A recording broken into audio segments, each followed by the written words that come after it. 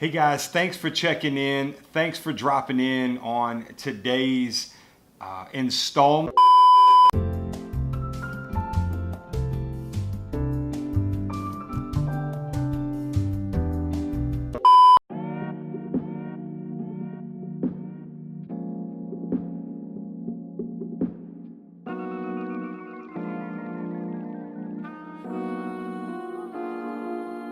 I got this offsetting uncomfortable energy on my mind. I've been at this. Yeah, so just getting to Lexington. Obviously, a massively horrible rainy day. It's shit weather on the way up here, but it should be a good day. Got a couple of the other team members kind of coming up, meeting Nate and I to come up. We're gonna crash, get checked into the hotel room. Nate and I are probably gonna need a little bit of lunch to help us get into a little food coma and go to sleep. Wake up this evening. I'm gonna take the crew that's with us, take them out to eat, let them kind of bond, I guess, with me a little bit. We haven't had a whole lot of time to really connect with with some of the team outside of the office, so get to do that a little bit, and get ready for our typical work night. This will be a little bit of challenge for me because I'm literally going to be working from my phone. So I'm normally used to working from 2 or 3 monitors, and now I'm going to work from a 10-inch screen here. So yeah, I mean it's typical drive up.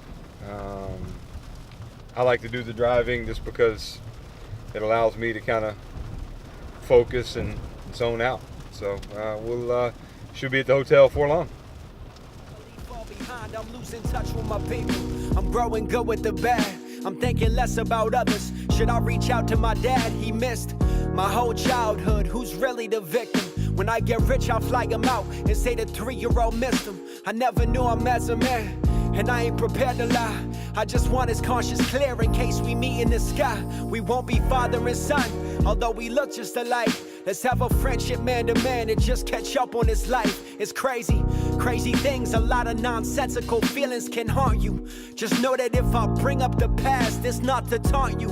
It never was, well maybe before, but now I'm truly happy and I'm actually mature. I understand things happen and it's all love either way. I'm a product of your decisions at the end of the day. It's not a time, no, it's not a place, no, it's not the season. Give me some space. It's not a maybe, it's not a how. It's a what if they ain't Today, what we do is I'm actually giving a talk to the Kentucky Governor School of Entrepreneurship, and that's typically where they have 60 to 100 kids from across the state come in who have entrepreneurial tendencies or skills or desires or just have a high interest in it. And I think especially in the state of Kentucky where there's not as much exposure to real or true entrepreneurship. There's a difference in a person who owns a small business and an entrepreneur. And a lot of these kids get exposure to a small business owner, but they don't get a lot of exposure to an entrepreneur or the problem solving or the different things that go into it. And then when they do, it's this sugar-coated, watered-down version of the reality. And you guys follow my stuff. That for me, it's big. I'm big on being very, very realistic. I'm being very, very real. And I take a lot of pride in really giving the most value that I possibly can to anyone who's willing to hear my story and hear my journey and hear those things. So here on the journey, I know we haven't officially named it, but I'm gonna give it the journey. So we'll call it take 2, of the journey. So it'll season 2 or whatever we'll call it. The first season is what it is. But this for me is it's a time for me to give back. It's a time for me to try and give to the youth from a state that I grew up in something that I didn't have. and something that I didn't have access to. And, you know, it means a lot. It means a lot for me to even have this opportunity. You know, the folks here at Kentucky GSE, they're doing a lot of really, really great things. And it's a thankless job, and most people in the state don't even know they exist. But we're going to do everything we can to try and change that narrative, because I'd love to come in here one year and there'd be 200, 300, 400 people, you know, of kids, you know, from across the state that truly are going to be the driving force for what, you know, Kentucky's able to innovate and move forward on. Because it's not going to be the farmer, it's not going to be the factory worker, it's going to be people like myself, like these young adults that'll be sitting in this room that have an idea, see a problem, and have the guts to go out and try and fix it and solve it. If you want what other people don't have, you've got to be willing to do what other people won't do, period. Being an entrepreneur, you're solving problems. And being an entrepreneur, you're setting out to do something that most people in the world can't wrap their head around, even if it's a small problem, okay? So from my humble beginnings, I graduated, I think my GPA was a 1.87. I got a 61 in computer technology. The highest math class I've taken is Algebra 1. Introduction to business, I got a 63. But somehow I was able to take the last $1,500 I had to my name and have now grown that into an athletic recruiting service that works with high school athletes in 43 different countries around the world. And listen, I appreciate that, but you're going to notice there's a certain energy about me. I've won because I was just given the opportunity. I'm just getting started.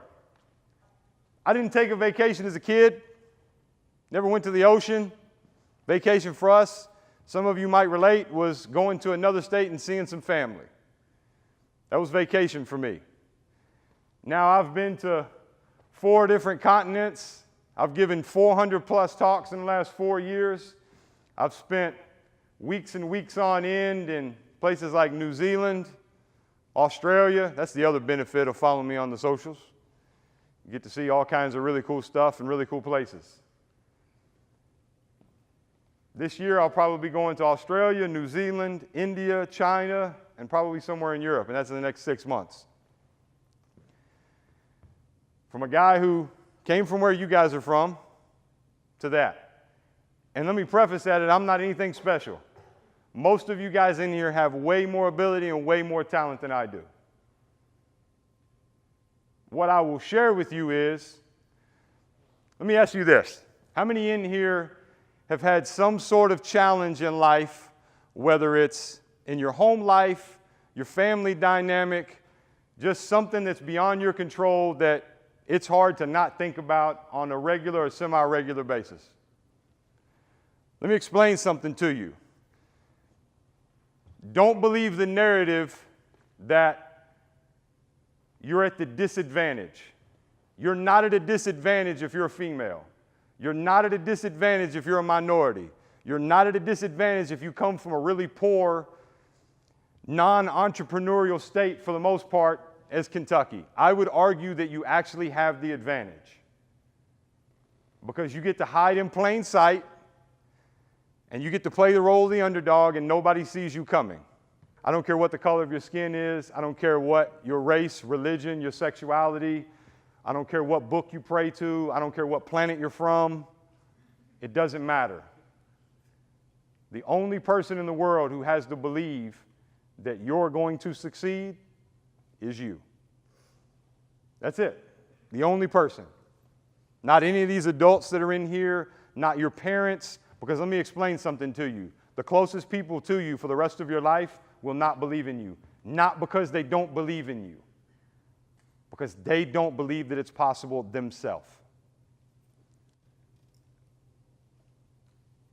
Fear of other people's judgment will hold you back. If there's somebody in your life that's judging you by one of those things I've told you, you don't have to confront them, that's cool. be the bigger person, but internally, tell them where they can go. And tell them they don't matter. Find people like me, because there's a lot of us. Let me tell you something. The world is a lot better place than the loud voices sometimes might share with you that is the case. There's a lot of me's around here. And hopefully when you guys are at the young age of 38 years old, there will be a lot more. Okay, so going back to when you're talking about those loud voices saying, like, you can't do this or whatever, you told us how to deal with them with those other people. What if that voice is inside your head? What if it has everyone else believes in you except for yourself? What do you do then?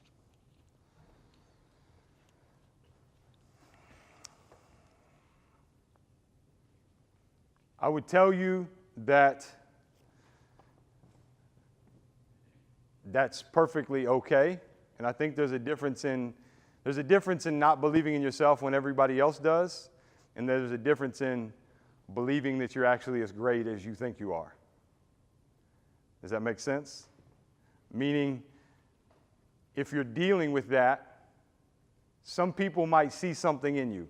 Find 2 or 3 people in your life that you know that will tell you the truth, no matter how bad it's going to hurt you.